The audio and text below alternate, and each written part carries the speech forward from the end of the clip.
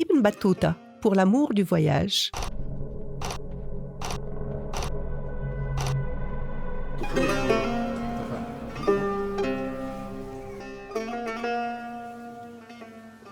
C'est un explorateur de renommée mondiale, considéré comme l'un des plus grands voyageurs de tous les temps.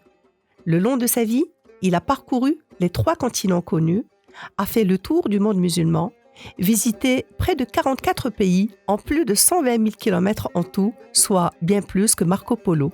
Il s'agit d'Abu Abdullah Mohammed ben Abdullah al-Luwati at-Tanji, doté en Orient du surnom honorifique de Shamsuddin, mais plus connu de tous sous le nom d'Ibn Battuta.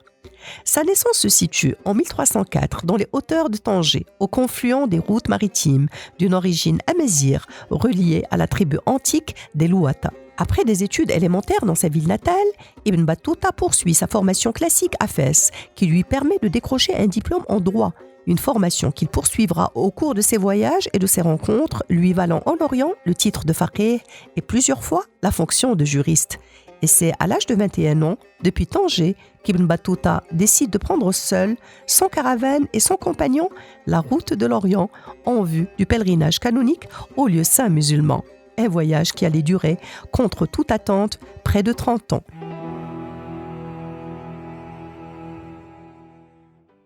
Le long de ses pérégrinations vers la Mecque et Médine, commencées en 1325, Ibn Battuta a traversé sans encombre et sans se presser non plus toute l'Afrique du Nord, Tlemcen, Meliana, Alger, Béjaïa, Constantine, Bonn, actuelle Annaba, Tunis, Sousse, Sfax, Tripoli, Alexandrie. Là, durant son séjour chez le cheikh Abdullah al-Mourchidi, il fait un rêve, interprété comme un signe que son expérience de voyage au Hijaz allait le porter vers bien d'autres contrées, de la même manière que le pieux mystique Burhanuddin al-A'raj avait prédit ses voyages lointains. Ibn Battuta embarque sur le Nil depuis Damiette et arrive au Caire, puis de là, prend la direction de la mer Rouge. Dans l'impossibilité de se rendre à Jeddah à cause des troubles locaux au port de Haïdab, il ne reste pas immobile pour autant. C'est pas le guide en Palestine, où il visite Gaza, Al-Khalil, la ville d'Abraham, Bethléem, le berceau de Jésus, Jérusalem, où il a vu le dôme du rocher et la mosquée Al-Aqsa. On le retrouve ensuite à Asqalan, à Alep ou à Damas, dont il dit que c'est le paradis de l'Orient. Puis, se joignant à la caravane de pèlerinage, il retrouve enfin, en octobre 1326, l'objet initial de son voyage, soit Médine et la Mecque. Une fois le Hajj accompli, Ibn Battuta reprend son bâton de pèlerin. Nous n'avons pas la prétention de détailler ici, ni de commenter l'immensité de son itinéraire, ses rencontres et ses tribulations, mais au moins de se faire un aperçu de ses pérégrinations qui donnent le vertige. Destination cette fois, l'Irak, les régions iraniennes, du Khouzistan, du Fars, l'Azerbaïdjan. Il visite les villes mythiques de Bassora, Ispahan, Shiraz, Koufa, Bagdad, Tabriz, Mossoul. En 1327, enfin, il revient à la Mecque, où il effectue son 2e pèlerinage et où il reste près de 3 ans. Mais on dirait que sa soif inextinguible de mouvement reste la plus forte. En 1330, Ibn Battuta entreprend de nouvelles équipées vers le sud de la péninsule arabique et vers l'Afrique orientale. Du Yémen, dont il visite plusieurs villes, précisément de Aden, il prend la mer et se retrouve à Zéla, en Somalie. En 1331, il est à Mogadiscio. Il continue de longer le littoral africain oriental vers le sud, passant par le Kenya et l'actuelle Tanzanie, où il visite Mombasa, Zanzibar, Kilwa, Kisiwani, alors un port prospère, où il découvre sa grande mosquée, construite au XIe siècle en calcaire corallien. Après toutes ces pérégrinations, Ibn Battuta débarque à Zafar au Yémen, découvre Oman, traverse le Golfe, fait connaissance avec le lard iranien et, en 1332, comme pour un repère et un centre du monde, il se rend de nouveau à la Mecque pour un 3e pèlerinage. De nouvelles aventures commencent tout de suite après le pèlerinage d'Ibn Battuta, encore plus lointaines. Depuis l'Égypte puis la Syrie, il atteint Delhi. Avant de parvenir en Inde, il avait parcouru l'Asie mineure, traversé la mer Noire, la Russie méridionale, la Transoxiane correspondant aux actuels Ouzbékistan et Tadjikistan et à des parties du Kazakhstan et du Kirghizistan, et franchi le Khorasan, c'est-à-dire l'actuel Afghanistan. Une bonne halte de 8 ans est enregistrée en Inde, où il exerce la fonction de Qadi. Il est ensuite chargé par le sultan Mohammed Tughlouk d'accompagner la mission qui se rend en Chine vers la cour de l'empereur mongol. De mésaventure à mésaventure, Ibn Battuta se retrouve au sud-ouest de l'Inde après une tempête. Il en profite pour visiter la région du Malabar, se rend aux Maldives où il a séjourné 18 mois et où il a occupé le poste de juge, non sans susciter des jalousies qui lui font quitter l'île. Qu'à cela ne tienne, l'occasion de visiter Ceylan, actuel Sri Lanka, le Bengale, la Birmanie, Sumatra en Indonésie, la Malaisie et le sud de l'actuel Vietnam, avant de rejoindre en Chine la ville portuaire de Quanzhou, appelée Zeytoun par les commerçants arabes, probablement aussi Pékin par le biais du Grand Canal impérial.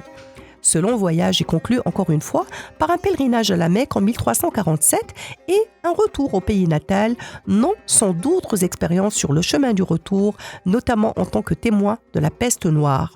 Arrivé à Tanger, ses parents emportés par l'épidémie, toujours en partance, il rejoint l'Andalousie en 1350 depuis Ceuta. Là encore, il passe par un ensemble de lieux fameux avant de terminer son périple à Grenade. À son retour, un autre voyage se prépare pour le compte du sultan mérinide qui le mène en Afrique subsaharienne en février 1352. Partant de Sijil Massa, notre globe-trotteur visite Terza ou Lata et rentre au Bercail en descendant le Niger, en visitant Tombouctou et Gao, retraversant le désert par le Hogar et le Touet pour atteindre Sijil Massa et arriver enfin à Fès. Dans la capitale du royaume mérinide, Fès, le sultan Abou Inan, impressionné par l'histoire d'Ibn Battuta, lui demande de la consigner par écrit. Tout comme Marco Polo avait quelques décennies avant dicté son livre des merveilles du monde à un scribe, c'est un secrétaire grenadin nommé Ibn Juzay qui est choisi pour collecter les informations donnant la célèbre Rihla. Dès lors, la vie d'Ibn Battuta est nimbée de mystères. On sait qu'il a été désigné juge dans la province de Temsna, correspondant plus ou moins au territoire de l'actuel Chaouia. Au dire d'Ibn Hajar, il serait mort durant l'exercice de ses fonctions, et donc en Temsna. D'autres parlent de Fès ou de Marrakech en 1368 ou en 1377 selon d'autres versions. Il serait en tous les cas inhumé à Tanger où sa sépulture est connue dans la vieille Médina. L'écrivain franco-turc Stéphane Yerassimos écrit à son propos que sa personnalité est presque entièrement circonscrite par son texte. Nous ne savons de lui que ce qu'il veut bien nous raconter.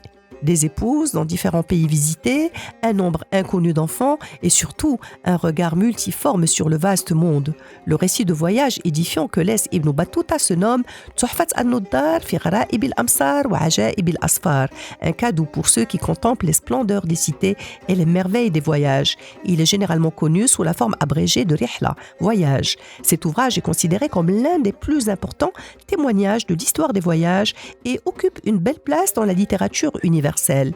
Il n'est découvert en Occident qu'au XIXe siècle, signalé au monde savant par des voyageurs comme l'explorateur de l'Arabie, Sitzen, puis Burkhard, avant d'être traduit depuis en plusieurs langues.